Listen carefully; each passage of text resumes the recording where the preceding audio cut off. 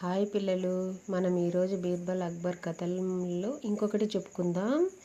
ఒకానొక రోజు ఒకనాడు ముల్లా దోపియా అనే ఒక ముస్లిం ఆయన చక్రవర్తికి నచ్చని పని ఒకటి చేశాడు.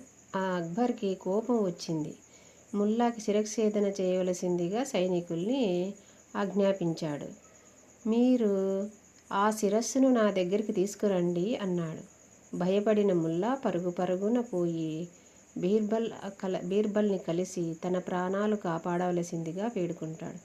బీర్బల్, నన్ను రక్షించు, సైనికులు నా శిరస్సును ఖండించకుండా నీవే కాపాడు అని బీర్బల్ని వేడుకుంటాడు. ఒక క్షణం ఆలోచించిన బీర్బల్ తన పథకాన్ని ముల్లా చెవిన వేశాడు. బీర్బల్ పథకం పారుతుందో లేదో అని ముల్లాకి నమ్మకం లేదు. కానీ చేసేదేమీ లేక పథకం ప్రకారం ఇంటికెళ్ళిపోయాడు.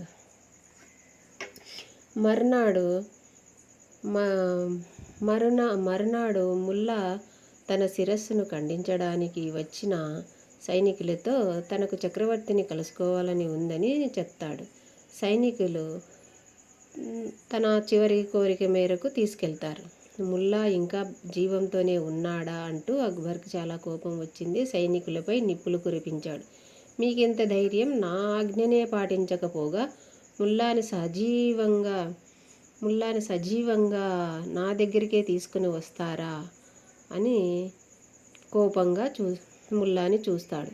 సైనికులు భయపడ్డారు. వాళ్ళు అక్బర్కి సంజాయిషి చెప్పబోతూ ఉంటే ముల్లా ఇలా అన్నాడు. ప్రభు, మీకు కోపం తెప్పించినందుకు నన్ను క్షమించండి. కానీ ఏ తప్పు చేయని సైనికులపై తిట్టకండి. వారు మీ ఆజ్ఞ సరిగా నిర్వహిస్తారో లేదోనని భయపడ్డాను. అందుకే నా శిరస్సుని నా భుజాలపైన మోసుకొని మీ దగ్గరికి తీసుకొని వచ్చాను.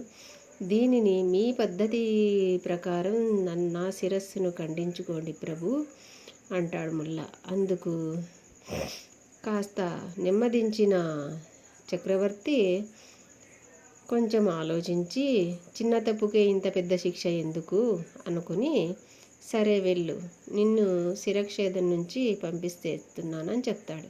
అందుకు సంతోషించిన ముల్లా మళ్ళీ బీర్బల్ దగ్గరికి వెళ్ళి బీర్బల్కు క్షమాపణ చెప్పి, నీ పథకం ప్రకారం చేసినందుకు నాకు శిక్ష తప్పిపోయింది బీర్బల్ అంటూ చాలా సంతోషంగా బీర్బల్ని అభినందిస్తాడు. చూసారా పిల్లలు, చిన్న ఉపాయాలతో పెద్ద ప్రాణగండాన్ని సైతం మనం దాచుకోవచ్చు. టయానికి మనం ఆలోచించగలగాలి, ఆ శక్తి మనకి రావాలి. ఈ కథ ఇంతే. రేపు మిగిలిన కథ చెప్పుకుందాం.